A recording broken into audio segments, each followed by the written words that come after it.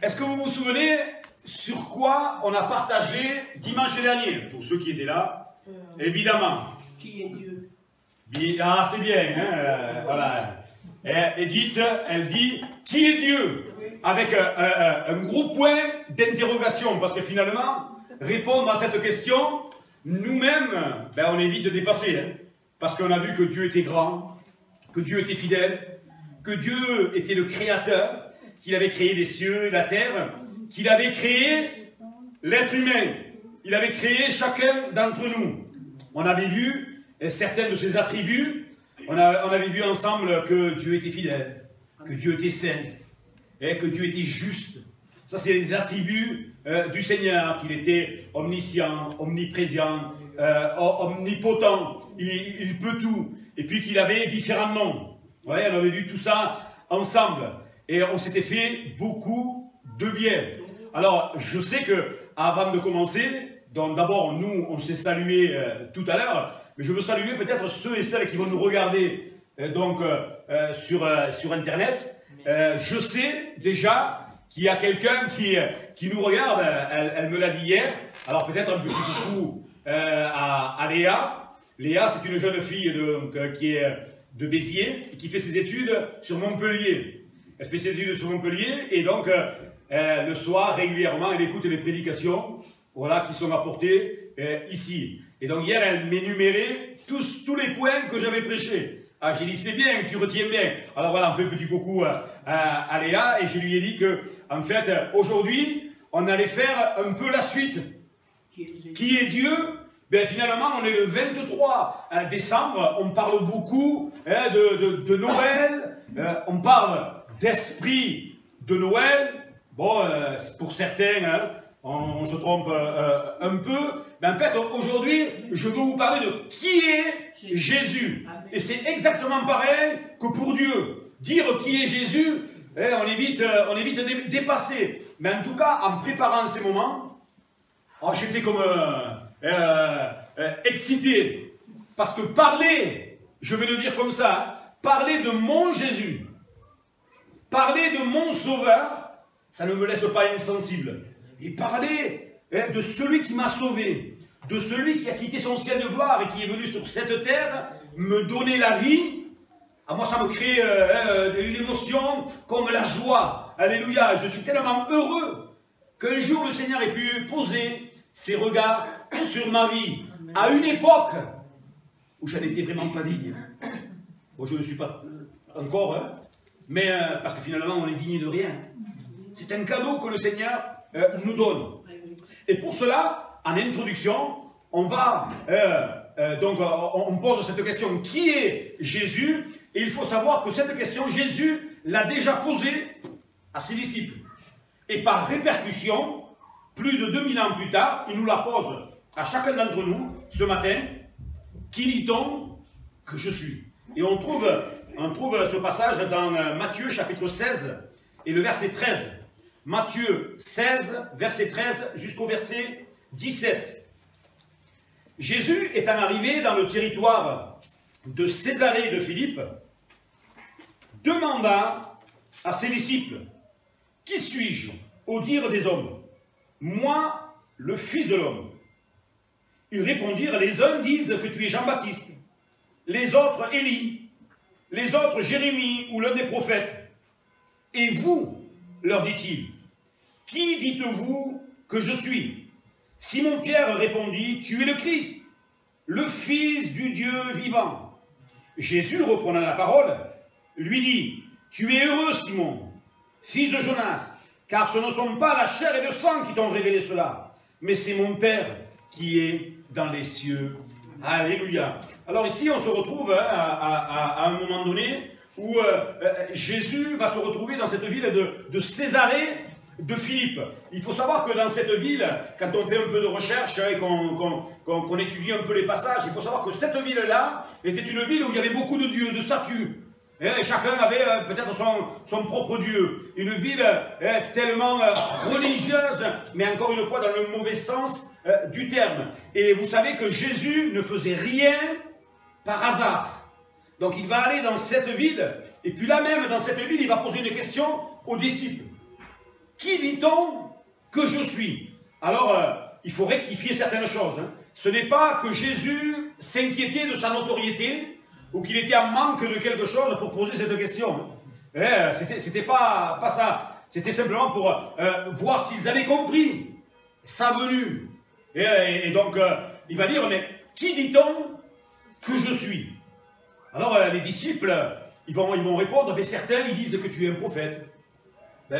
D'autres, que tu es ceci, et que tu es cela. Et en fait, j'avais une vidéo ce matin, mais j'ai complètement oublié. J'avais une vidéo qui durait 2 minutes, où des chrétiens sont sortis dans la rue, et ils sont allés faire comme un sondage. Et ils posaient la question aux gens qui passaient, qui est Jésus? Alors, vous auriez dû voir toutes ces réponses qui sont apportées. Mais c'est un peu le cas, c'est un peu flou. Quand on parle aux gens de qui est Jésus, alors on se pose des questions. Hein. Il y a toutes sortes de réponses. Jésus, certains, voilà, dans cette vidéo, disaient bof, je ne sais pas qui est Jésus. D'autres disaient c'est le premier communiste. D'autres disaient quand même ça a été un grand homme. D'autres ont pu dire quand même c'était un grand prophète. Et puis il y avait une jeune fille dans cette vidéo qui disait en fait il est Dieu. En fait il est mon sauveur.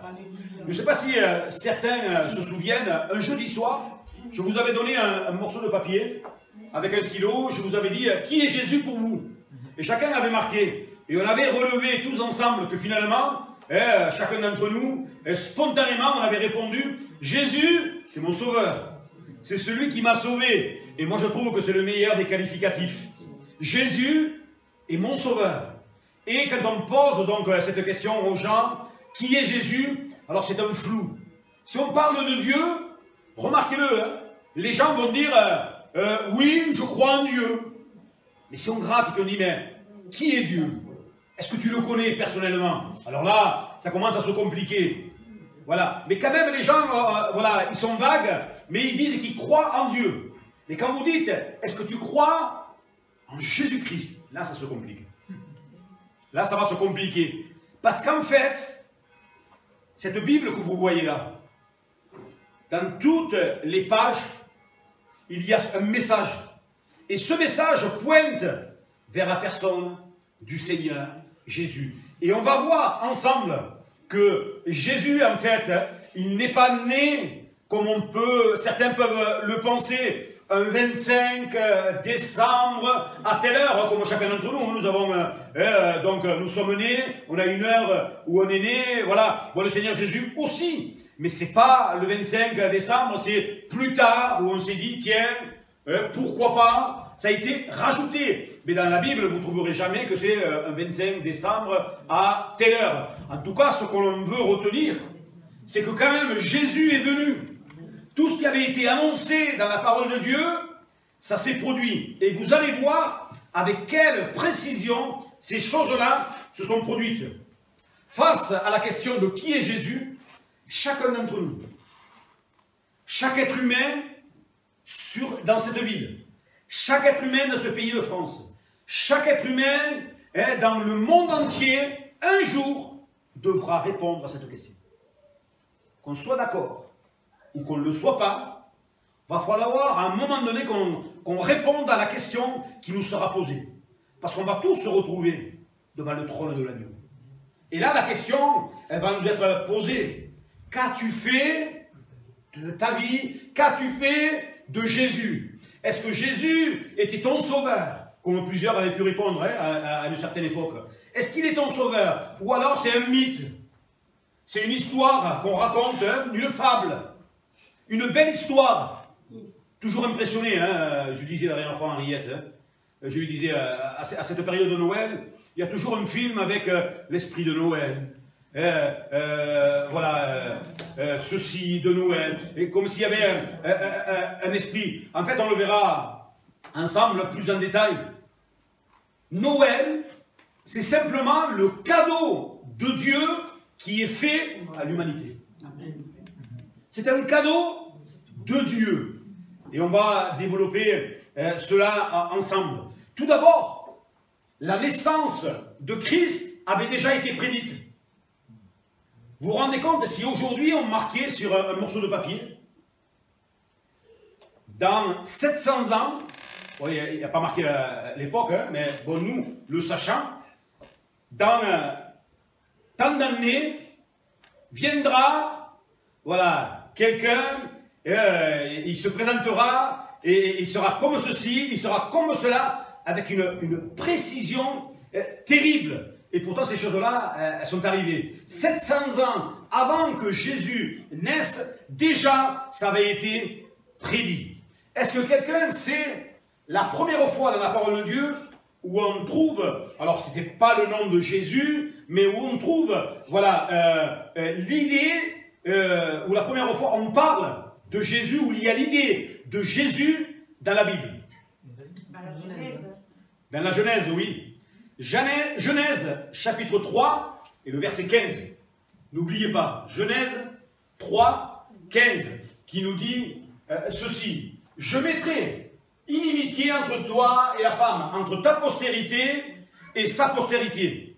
Mais celle-ci, la postérité de la femme, donc Jésus qui va naître d'une femme, celle-ci t'écrasera la tête et tu lui blesseras le talon. Ici, déjà, Genèse 3,15 nous parle de la croix, nous parle du sacrifice de Jésus. Et si vous remarquez avec moi, ce texte se trouve au début de la Genèse. C'est juste après la chute de l'homme et de la femme. Donc on s'aperçoit que Dieu n'a pas été pris au dépourvu. Dieu sait toutes choses. Il savait que l'homme allait faillir. Il lui a donné le choix, il a fait un mauvais choix avec des conséquences terribles. Et donc ce choix qui a été fait, donc on voit que au chapitre 3, rapidement, alors le Seigneur, déjà, il va mettre la solution. Il dit, ben, je mettrai une inimitié entre toi et la femme, entre ta postérité et sa postérité. Celle-ci t'écrasera la tête. Jésus a accompli la plus grande des victoires à la croix du Calvaire. L'ennemi pensait l'avoir atteint. Ça y est, j'y suis arrivé. Mais Jésus, 3 jours après, il est ressuscité. La mort n'a pu le garder. Et donc c'est pour ça qu'il a dit, il t'écrasera la tête, mais toi tu lui blesseras le talon. En tant que fils de l'homme, en tant que comme sur cette terre il a été blessé. Il a souffert pour que nous ayons la vie.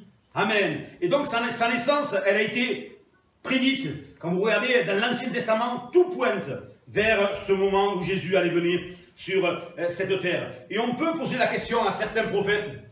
Qu'est-ce qu'ils en pensent, eux? On trouve dans Ésaïe, 7 siècles avant la venue du Messie, Messie veut dire envoyé, 7 siècles avant sa venue, Ésaïe 7,14 nous dit ceci. C'est pourquoi le Seigneur lui-même, il donnera un signe. Amen. Voici, la jeune fille, elle deviendra enceinte, et elle enfantera un fils, et on lui donnera le nom d'Emmanuel. C'est précis, hein? Rendez-vous compte? Un nom est donné. C'est ce nom qu'on lui a donné, Jésus Emmanuel. Emmanuel qui veut dire Dieu avec nous. Le Dieu qui vient sur cette terre au travers de la personne de Jésus. On te donnera un signe. La jeune fille deviendra enceinte. Comment ça s'est passé? C'est quelque chose de merveilleux. Et d'ailleurs, elle va le reconnaître elle-même, hein, Marie, la jeune Marie, qui avait 15 ou 16 ans à l'époque, hein, dans ces eaux-là, sortait de l'adolescence un peu. Puis elle va dire, dans un cantique, une louange au Seigneur. Une grâce m'a été accordée à moi. Une grâce m'a été accordée. Donc elle était reconnaissante à Dieu d'avoir fait ces choses-là. On sait que ça n'a pas été facile. Parce que à l'époque, être enceinte, alors qu'ils n'étaient pas mariés, ils étaient fiancés donc avec un jeune homme, Joseph, et donc les gens ont dû parler, hein, dans le village. Et ça a dû circuler. Hein.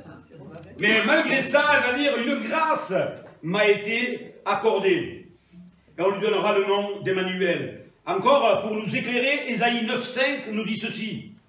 Car un enfant nous est né, un fils un enfant est né, un fils nous est donné, et la domination reposera sur ses épaules. On l'appellera admirable, conseiller, Dieu puissant, Père éternel, Prince de paix. Alléluia. Et puis, on peut mettre 3 points, etc., etc., etc., parce que Jésus, évidemment, est le Fils de Dieu. Alors, dans Ésaïe, qu'on appelle le 5e évangile, vous savez qu'il y a 4 évangiles dans le Nouveau Testament, et Ésaïe, il parle tellement de Jésus, de sa venue, qu'on appelle le livre d'Ésaïe le 5e évangile. On connaît tous Ésaïe 53. On le connaît. Et d'ailleurs, Ésaïe 53, 5 nous dit ceci. Mais il a été blessé pour nos péchés, brisé pour nos iniquités. Le châtiment qui nous donne la paix est tombé sur lui. Et c'est par ses meurtrissures que nous sommes guéris.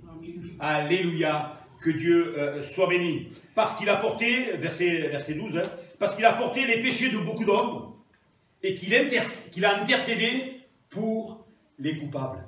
Ici, on voit que dans Ésaïe encore, c'est annoncé que Jésus allait sur une croix, mourir comme un malfaiteur. Comme quelqu'un qui avait été condamné parce qu'il avait fait quelque chose de terrible, alors qu'il était innocent. D'ailleurs, il va le dire. Il va le dire à un moment donné, Jésus va dire, qui va me trouver un défaut à moi? Qui va trouver un seul péché dans mon cœur? Et justement, il fallait qu'il soit sans péché pour pouvoir porter sur ses épaules, comme on l'a lu, le péché de l'humanité. Alléluia. Donc Jésus est venu sur cette terre avec un but. La croix. D'ailleurs, les disciples ne comprenaient pas. Plusieurs fois, il a essayé de leur dire, il faut qu'on aille à Jérusalem.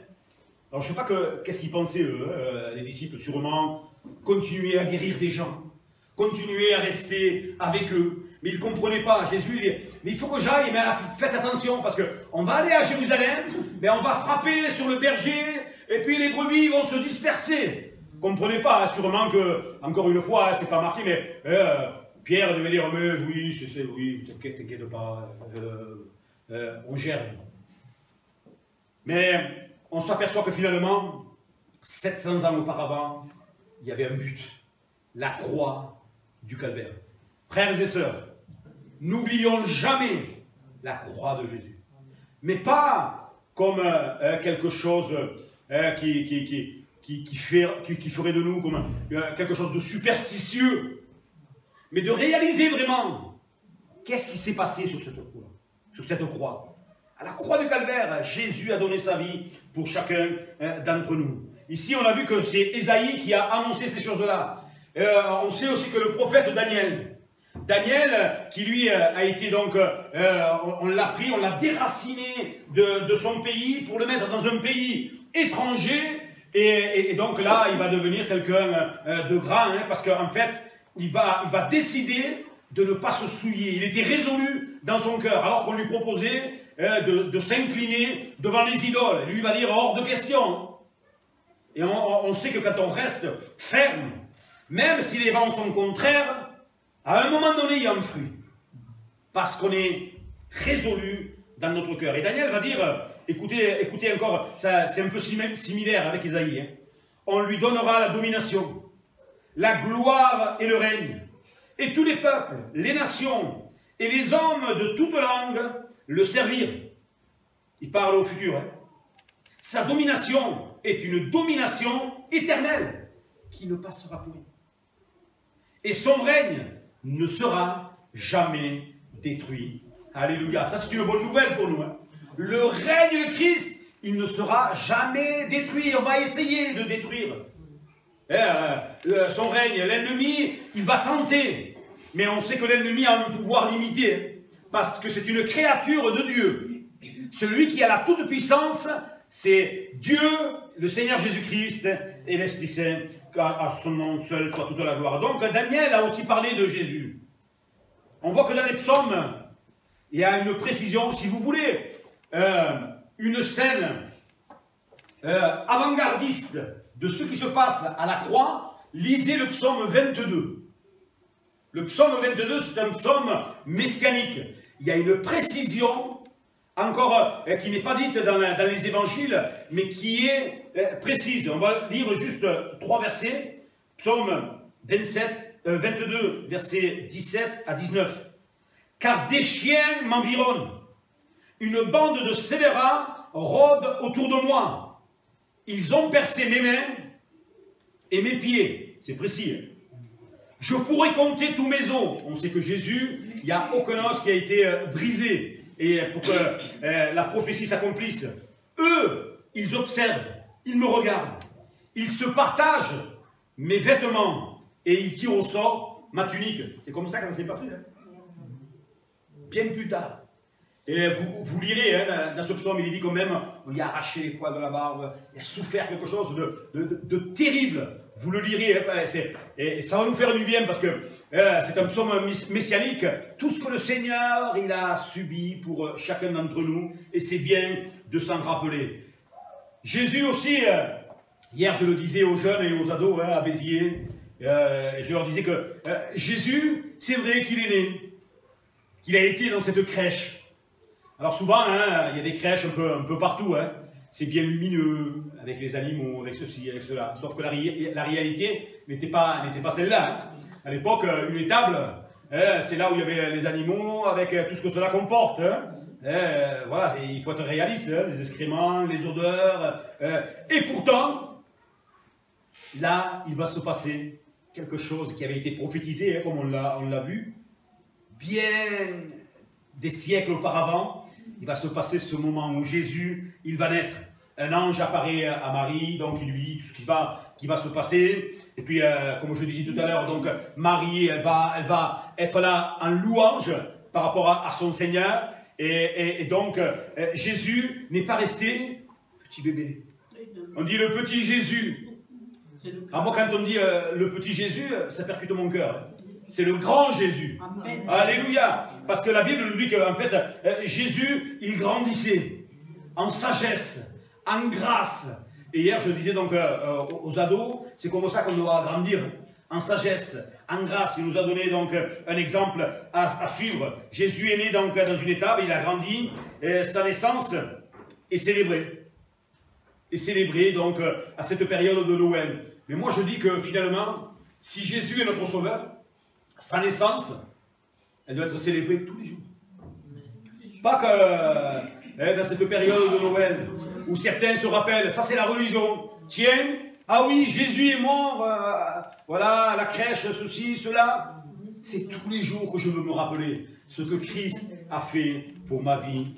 Amen. On sait que Jésus aussi avait, à l'âge donc de trentaine d'années, Jésus va avoir un ministère public.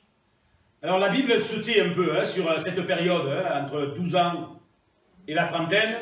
La Bible se tait, mais une chose est certaine, c'est que connaissant le Seigneur, ben, c'était quelqu'un qui était obéissant à ses parents, et qui devait faire du bien aux gens de son petit village. Et puis à un moment donné, le ministère public de Jésus va se mettre en place. Il y a eu un temps de Dieu. Et là, ça va commencer où il va aller dans une synagogue. Il va dérouler, comme par hasard, entre guillemets, le rouleau du prophète Ésaïe, dans lequel il est écrit « Moi, je suis venu pour les cœurs brisés, je suis venu pour rendre la liberté aux captifs et vous accorder une année de grâce. » Alors les gens étaient stupéfaits, ou alors certaines, comme à l'accoutumée, ils avaient l'habitude de lire ces passages-là, ça a dû leur passer par-dessus. Sauf que ça ne s'est pas arrêté là. Jésus, à un moment donné, va dire, cette prophétie, ce que je suis en train de vous dire, c'est moi. Je suis venu pour l'accomplir. Alors là, voilà, il se découvre, mais on s'aperçoit qu'avant que son ministère commence, il a passé 40 jours. 40 nuits, tenté. Comme vous et moi. On est tenté jour après jour d'abandonner, de laisser tomber. C'est pour ça qu'il peut nous comprendre. Il peut nous comprendre parce que lui-même a été tenté. Et comment il s'est, entre guillemets, défendu quand le diable est venu avec la tentation? Par la parole. C'est pas par autre chose. Il est écrit. C'est pour ça qu'il est important de lire la parole et de la connaître, hein, parce que l'ennemi va venir nous tenter. Mais s'il y a la parole qui est là dans nos cœurs, alors il va fuir loin de nous. Alors cette vie publique du Seigneur Jésus-Christ, partout où il allait, faisait du bien. Partout où Jésus allait, il guérissait les malades. Quand il voit un homme qui est là, lépreux, et qui dit « Seigneur, si tu le veux, tu peux me rendre pur. » Jésus le toucha. On sait que toucher un lépreux, ça ne se faisait pas à l'époque, hein, par rapport à la contamination, et puis aussi par rapport à ce que la Bible disait, hein, qu'il ne fallait pas s'approcher de quelqu'un qui était impur. Mais Jésus, il nous montre l'image que lui le pur, il n'y a rien d'impur qui puisse le toucher. Et qu'il a la toute puissance. Alléluia. Il a fait plusieurs miracles, le Seigneur Jésus. Et puis, il va y avoir donc, comme je le disais encore une fois tout à l'heure, il va aller à Jérusalem. On a chanté ce matin Hosanna. Vous savez dans quelles circonstances elles ont été dites ces paroles, hein? Jésus rentre à Jérusalem, et donc là, c'est les années de popularité. Il est populaire, et les gens venaient se déplacer pour le voir. Hosanna! Hosanna au plus haut des cieux, il disait. On découpait des branches de palmiers, on les mettait pour que Jésus puisse passer.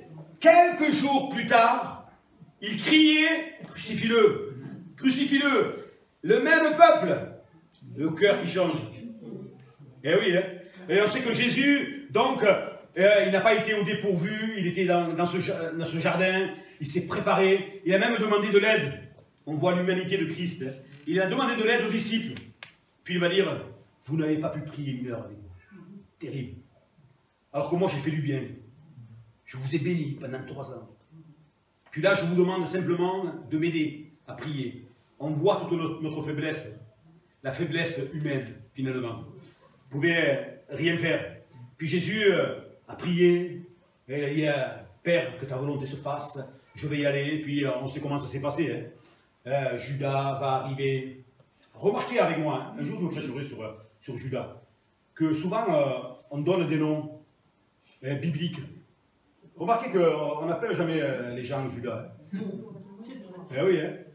C'est rare, hein. C'est rare. Oui, parce que ça a une signification hein, derrière. Mais alors que lui, il avait eu l'occasion pendant 3 ans de changer. D'avoir un cœur changé, comme les autres disciples, hein, à un moment donné. Puis, il a résisté, il n'a pas voulu. Et on sait comment ça s'est terminé. Quelque chose de tragique qui avait été prophétisé, hein, évidemment, parce qu'il n'a pas été pris au dépourvu. Et puis, il va y avoir cette crucifixion.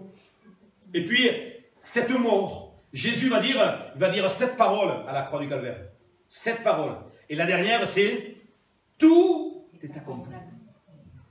Tout est accompli. Il ne reste plus rien à faire. En fait, c'est comme s'il disait, l'œuvre pour laquelle, depuis toute éternité, j'avais été appelé, ça a été accompli. À partir de maintenant, chaque homme, chaque femme qui croira en moi sera sauvé.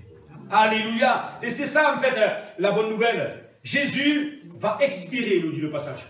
Il va y avoir plusieurs phénomènes qui vont se passer, des tremblements de terre, les morts vont ressusciter, la nuit noire en pleine journée, des phénomènes surnaturels vont se produire, et puis on va mettre Jésus dans un tombeau tout neuf, ça aussi, prophétisé dans l'Ancien Testament. On va le mettre dans un tombeau. Puis, 3 jours après,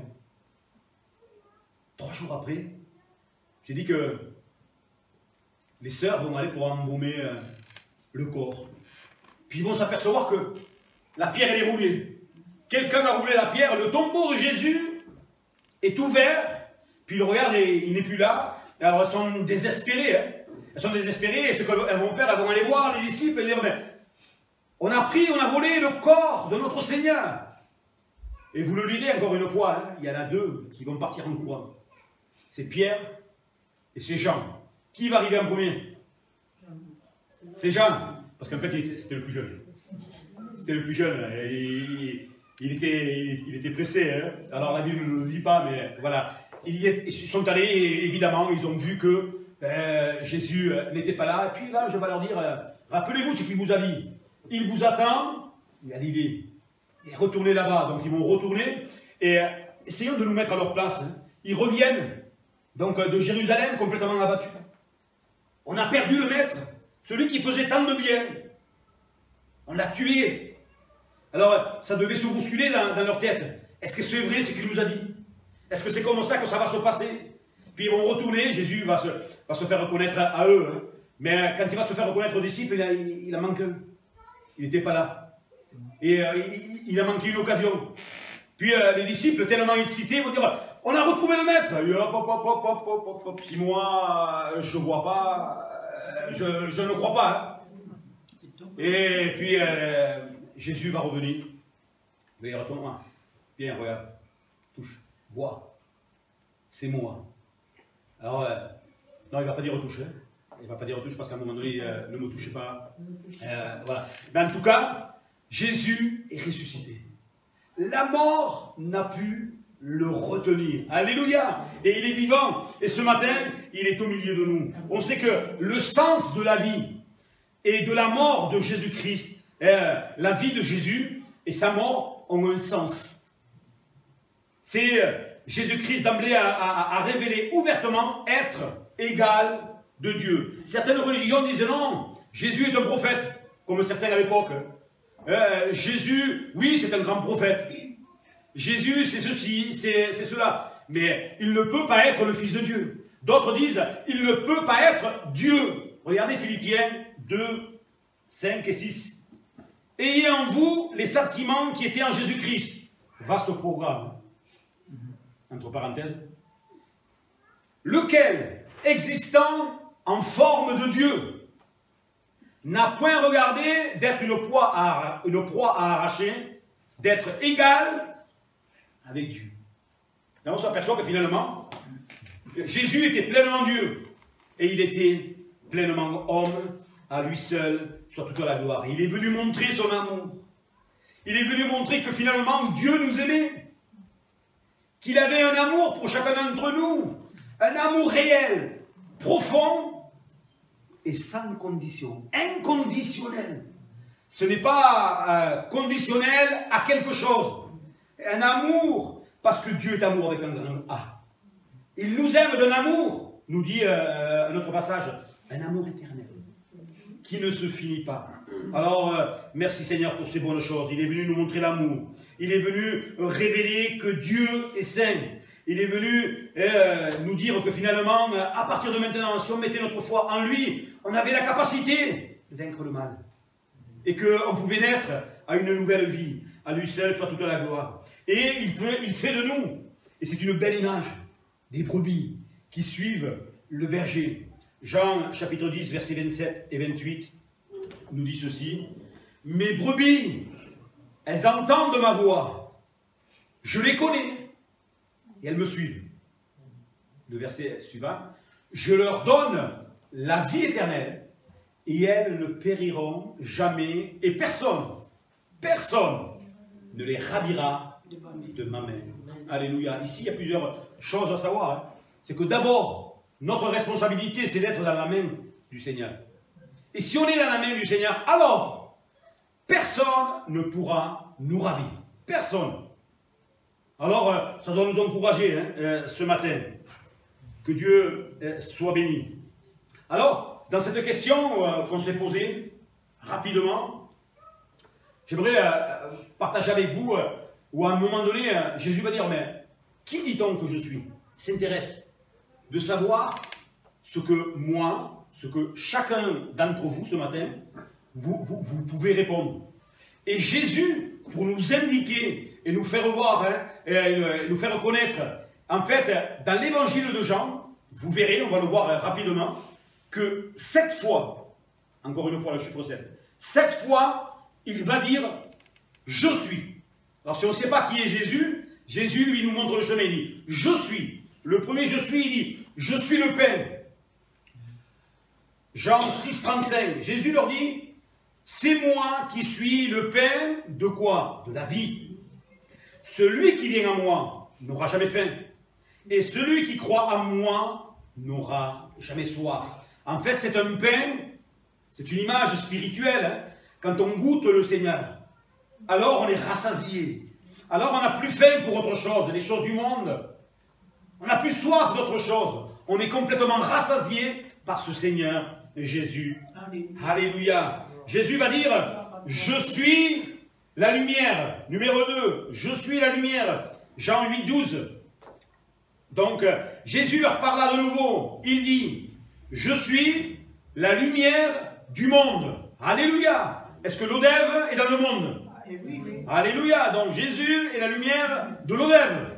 Que Dieu soit béni. Celui qui me suit ne marchera pas dans les ténèbres, mais il aura, au contraire, la lumière de la vie. Amen. Celui qui marche, je suis la lumière, celui qui me suit. C'est ce qui est très important de ce verset. On doit suivre Jésus. On ne doit pas suivre comme on a la coutume de faire. Une religion, un mouvement. On doit suivre le Seigneur Jésus. Et si on suit le Seigneur Jésus, et comme Jésus a voulu, et il a dit à un moment donné, je bâtirai mon église, alors forcément, on va être ensemble, réunis dans une église, tous ceux et celles qui aiment le Seigneur. Ceux et celles qui recherchent le Seigneur doivent pouvoir le trouver dans l'église. Alléluia. Que Dieu soit béni. Mais on doit suivre le Seigneur. Surtout pas le dépasser. Surtout pas nous mettre de côté, à gauche ou à droite. Ou alors, surtout pas traîner. Parce qu'on est vite distrait hein, quand il nous semble que Jésus, oui, il n'est pas loin, j'ai le temps de flâner. Le Seigneur nous demande de veiller, de prier sur nos propres vies pour voir comme ces vierges sages, si on a de l'huile dans notre lampe. Et régulièrement, on doit se poser la question, est-ce qu'il y a de l'huile dans ma lampe? Ça, c'est très, très, très important. Je suis la lumière. Jean 19 nous dit ceci. C'est moi qui suis la porte. Si quelqu'un entre par moi, il sera sauvé. Il entrera, il sortira et il trouvera de quoi se nourrir. La porte, c'est cette image où on passe d'un endroit à un autre. Et Jésus va dire, je suis la porte. Si vous voulez aller au ciel, il faut passer par moi. Et là, il n'y a pas un autre moyen par lequel nous devions être sauvés. Il n'y en a qu'un seul, une seule porte. Est-ce que vous pensez que s'il y avait eu un autre moyen, Dieu qui nous aime, Dieu qui est amour, il nous l'aurait caché?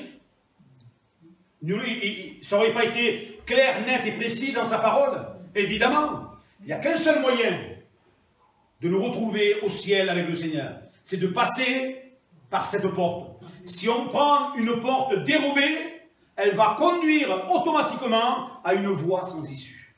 Une voie même de perdition. La seule porte, c'est Jésus. Ensuite, il va dire, je suis le bon berger. Jean 10, 11. Je suis le bon berger, et le bon berger, il fait une chose. Il donne sa vie pour ses brebis. Je suis le bon berger, quelle belle image de communion. Hein? C'est une image où le berger, il prend la brebis qui est blessée, il la soigne, il la porte sur son épaule, c'est de l'affection. Et c'est une belle image. Hein? Et toutes les images qui sont employées dans la parole de Dieu ne sont pas là au hasard. Il y a un message qui nous est communiqué. Jésus, le bon berger.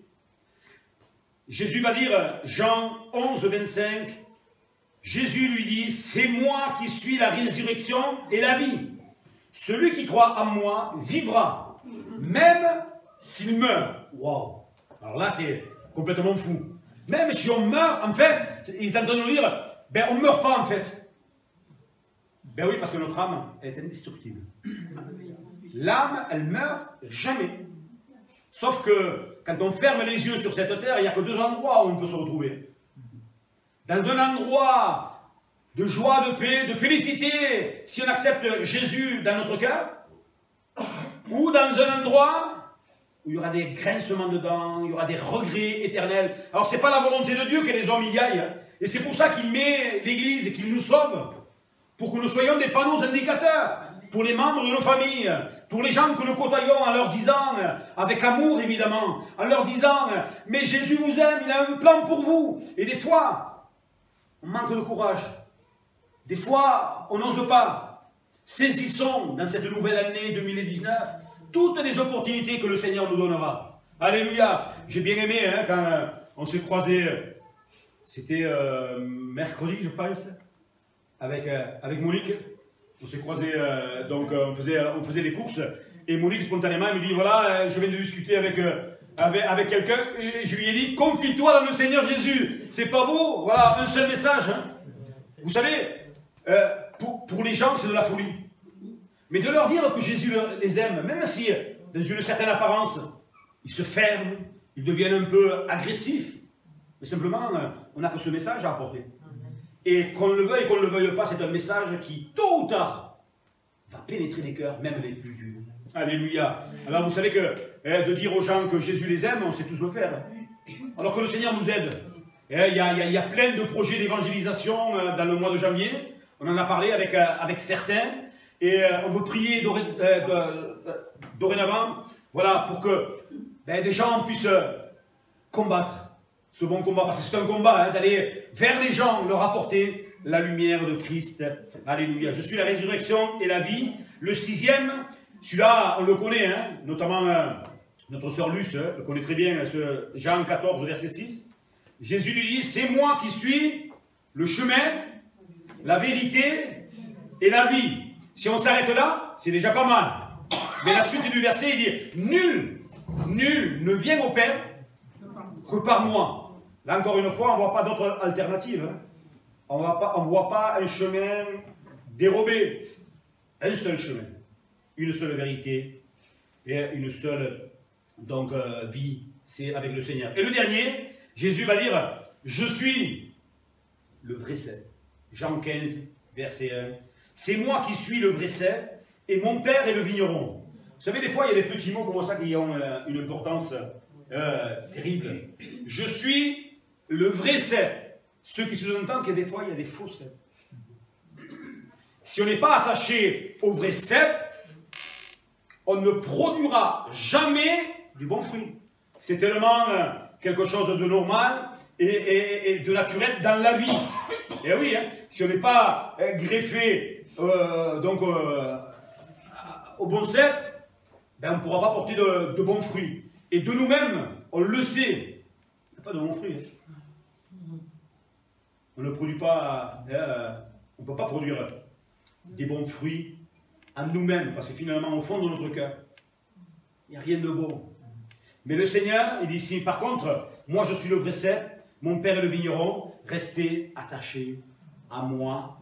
Alléluia, que Dieu soit béni. Il est le vrai cep. Et si on est attaché à lui, alors il y aura du fruit dans nos vies. Nos vies vont être fructueuses. Et comme Dieu, dans sa grâce, il aime nous bénir, il y aura un fruit abondant et on pourra le partager avec tous ceux qu'on aime. Et même, j'allais dire, avec ceux qu'on n'aime pas trop. Je veux dire, même avec ceux qu'on n'aime pas. Mais ça n'existe pas, les chrétiens aiment tout le monde.